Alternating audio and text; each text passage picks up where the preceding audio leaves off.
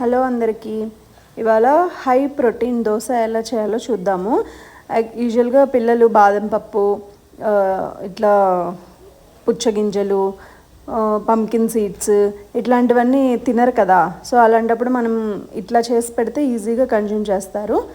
ఇలా దోశలాగా వేసుకోవచ్చు అనమాట. దోశ చాలా టేస్టీగా ఉంటుంది.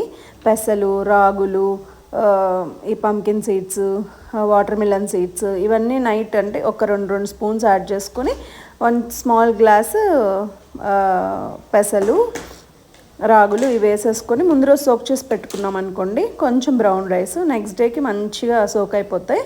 దాంట్లో 2 చిల్లీ, పెసర దోసకి ఎలా వేసుకుంటాం అలానే 2 చిల్లీ, ఒక అల్లం ముక్క వేసేసుకొని గ్రైండ్ చేసేసుకోవడమే. ఒకవేళ అరగదు పిల్లలకి అనుకుంటే కొంచెం జీరా కూడా యాడ్ చేసుకోవచ్చు గ్రైండ్ చేసేటప్పుడు. దాన్ని ఇంకా గ్రైండ్ చేసి ఫర్మెంటేషన్ చేసుకుంటే 2-3 రోజులు నిలవ ఉండదు అనమాట. అందుకని ఫర్మెంటేషన్ అంటే ముందు రోజు నైటే వేసుకున్నారనుకోండి, తర్వాత రోజు మార్నింగ్ వేసుకునే పని అయితే, పిండి ముందు రోజు నైట్ వేసి తర్వాత రోజు మార్నింగ్ దోశ వేసుకునే పని అయితే పులియ పెడతాం కదా, ఫర్మెంటేషన్ అవుతుంది కదా.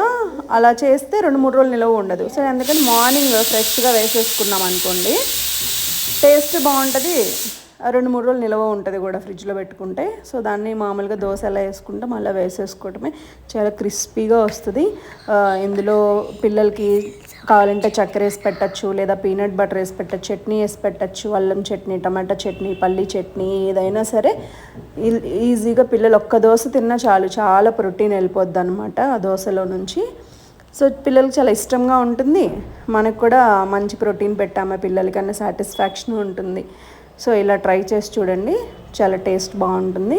ఎవ్రీడే పిల్లలు కూడా ఇదే బాగుంది దోశ అని తింటూ ఉంటారు. తప్పకుండా ట్రై చేయండి. Thank you.